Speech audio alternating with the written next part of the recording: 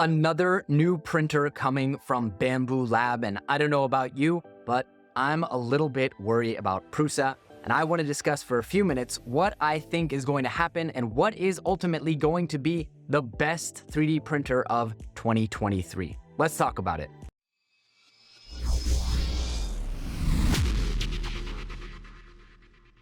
Hey there, everyone, and welcome back to The Next Layer, the channel all about 3D printing. Now, up until this point, I haven't done a lot of talking about news, but I just could not ignore the big news today. I opened up my YouTube feed and saw Uncle Jesse talking about the exciting teaser on Bambu Lab's website. Yes, they have another 3D printer coming.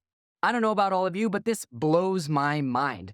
Bambu Labs only released the Carbon, the X1 Carbon and X1 and their various different printers in September of this year. I'm recording this in the middle of November.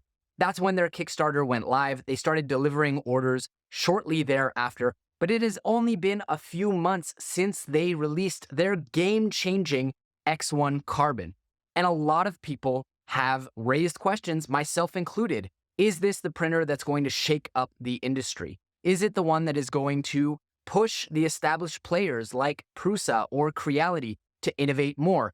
And a lot of people are wondering, especially people who've put in their order for the Prusa XL, has this X1 Carbon made the Prusa XL obsolete for those of us who don't need multiple extruders before the XL is even delivered?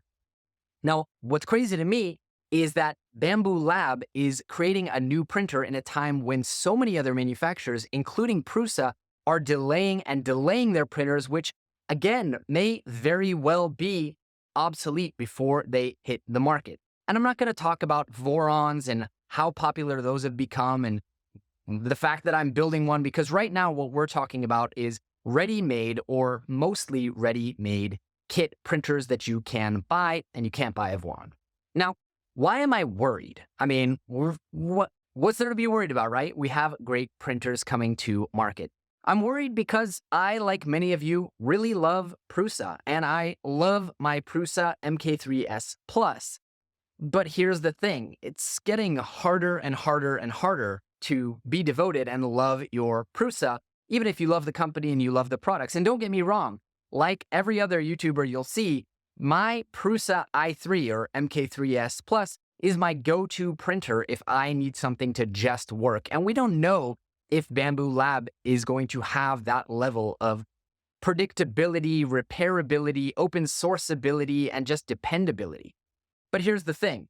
It's getting a lot harder to back the Prusa horse when, let's be honest, this design originates from 2012. It was available to the market as the Prusa i3 in 2015. Now, it got updated every few years, but the most recent update, the Prusa i3 Mark III S Plus, MK3S Plus, this has been around for 2 years at the time of this recording, and even that was only a very minor upgrade over the MK3S. So we're talking about a printer that, on average, between various parts of the design, is 5 years old. Now, in that time, there have been a ton of different clones and Ender 3s, and there's an amazing proliferation of clones of this design. This is still the champ, but that's where Bambu comes in. You see, I don't think Bambu was threatening Prusa with their $1,000 or $1,500 printers, even though that's kind of comparing apples to oranges, because this one comes as a kit, and if you want to order it as a fully built printer, it's more like $1,000 to Bambu's $1,500.